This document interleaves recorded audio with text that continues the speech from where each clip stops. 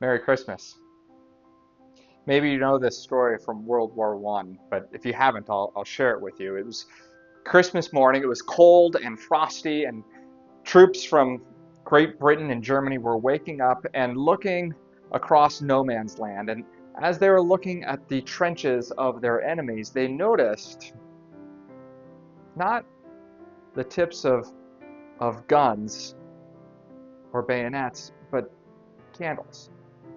And then slowly they started to hear hymns and Christmas carols being sung in foreign tongues that they didn't necessarily understand. And then as they kept looking over the edge of their trench through barbed wire, they would see the helmets of their enemies bobbing and falling like turtles in the ocean. Until somebody made the courageous move and came out of the trench and ventured without weapon into that area known as no man's land.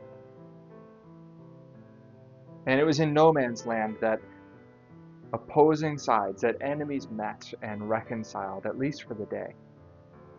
And on that Christmas Eve during World War One, they played soccer and exchanged food and sang. How can something like that happen? Well, if you were with us in worship last night, or if you know the story from Isaiah chapter 9, then you know that Jesus is prophesied to have 4 different titles. From Isaiah 9:6, we're told that he is wonderful counselor, that he will guide his people into this wisdom that will cause them to do things that seem insane, like coming out of a trench in the middle of a war. We're told that he is mighty, the God that fights for us, not so that your enemy is destroyed, but so that, well, war. He does war on war. He destroys sin itself. The God that fights for us, mighty God. And then he's called everlasting Father. He's called the progenitor of us and a whole new world. He is the first man to reconcile all things, which is how we can call him his last name, Prince of Peace. And those are all nice titles. Wonderful Counselor, Mighty God, Everlasting Father, and Prince of Peace. Those are nice titles, but what does that look like when you put flesh on it, when you and I apply that to our lives? Well, it looks like reconciliation. In fact, Bede the Venerable, the 7th century church father, he says that the whole plan of Jesus taking on flesh is to reconcile things, to reconcile all of humanity. And so for us, what that means today is that, well, if we've got deep entrenched hurt or pain or feelings of animosity against our neighbor,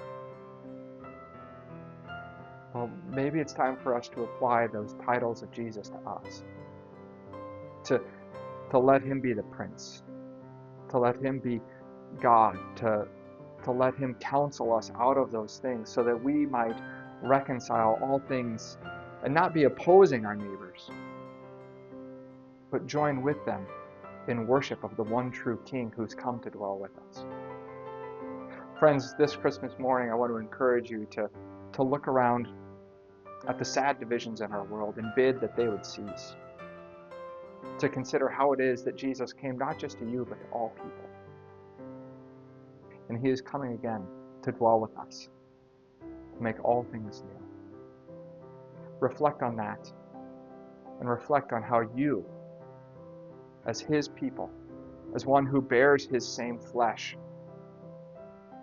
how you might participate in the life of the Prince of Peace. Merry Christmas to you. May you know peace on this blessed day.